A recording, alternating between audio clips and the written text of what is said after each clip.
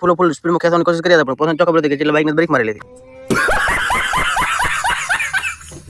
Hello મિત્રો, રામ ને good morning. સવારના વહેલા ઉઠીને આપણે આપણી પર્સનલ બાઇક ઉપર જતું રહેવાનું. દુકાને પહોંચીને 75 કિલોનું શટર ઉપર ખેંચી લે. માતા મુંડાના દર્શન કરીને દીવા અગરબત્તી પણ કરીને પછી 20 મિનિટની મહેનત કર્યા બાદ આખા કચરા ભેગા કરીને એક્સરસાઇઝ કરી આલી દીધા. બધું કામ કમ્પ્લીટ ને ગાયો કરી નાખ્યું. હવે આપણે આરામથી બેસી એટલે આમ તો અમે અમારા ગામના બંકાનું પર્સનલ કામ પટાવીને નેકલેસ જઈને હોમ ટાઉન પછી અમે દુકાને મુકેશભાઈ બહાર જીતા. અમારે નેકલેસ જઈને એન્ડી પાર્લર કેમ કે અમારી દુકાન ઉપર 2 કિલા ગોળ ને તોણે આવી જતી, એટલે અમે એન્ડી પાર્લર આવી ગયા અને એન્ડી મળી લઈએ. આપણે એન્ડી મળીને કીધું અમે અમારી દુકાન ઉપર 2 કિલા ગોળ ને તોણે આવી જતી, એટલે પોતે મને 2 કિલા ગોળ નો ધપલો પકડાયો અને અમે સપ્તાહ પહેરીને એન્ડી બાઇક કરી દઈએ. હવે આપણે નેકલેસ આપણી દુકાન બાજુ આપણે આપણી દુકાને પહોંચી જશે. મુકેશભાઈને કીધું તમે આવું જ કરી અમે આવી એટલે તો અમે તો શંકરભાઈ પોતાના બાઇક ને ચાલુ કરવાની ફૂલ કોશિશ, હજારો કોશિશો કર્યા બાદ બાઇક ની હાલત હાવ નાજુક થઈ ગઈ.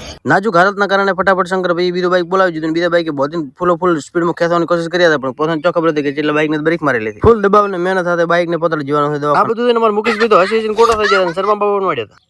એના પછી અમે મુકેશભાઈ થોડીક વાર ભેગા બેન સમાજ વિશે ચર્ચા વિચારણા કરી. થોડીક વાર ફાકા ફોજદારી કરી. એમાં તો મુકેશભાઈ 2 હાથ તોડી દીધા. એટલું બધું કરીને મુકેશભાઈ તરત ઉપડી જાય કોઈની ગાડી લેવા. ગાડી લઈને આયા એટલે આપણે તો ગાડી વાળીને મજા આવી જાય. આપણે કીધું એક રાઉન્ડ મારી આવો ગાડી લઈશું. આપણે નીકળી ગાડી લઈને ધૂળ કરી નાખી તો આપણે થોડી મજા આવતી. એટલે આપણે ફૂલ સ્પીડમાં અહીંથી આવી જાય ડાયરેક્ટ પેટ્રોલ પંપ સુધી. અહીંયાથી પાછા 5:30 વાળી ફેબ સ્કાય આપણે વ્લોગને પૂરો કરી નાખો. જો વ્લોગ તમને થોડો કઈ પાસે આવી જાય લાઈક શેર કરવાનું ભૂલતા જ નહીં. હા, ફોલો તમે કરવાના. Bye bye.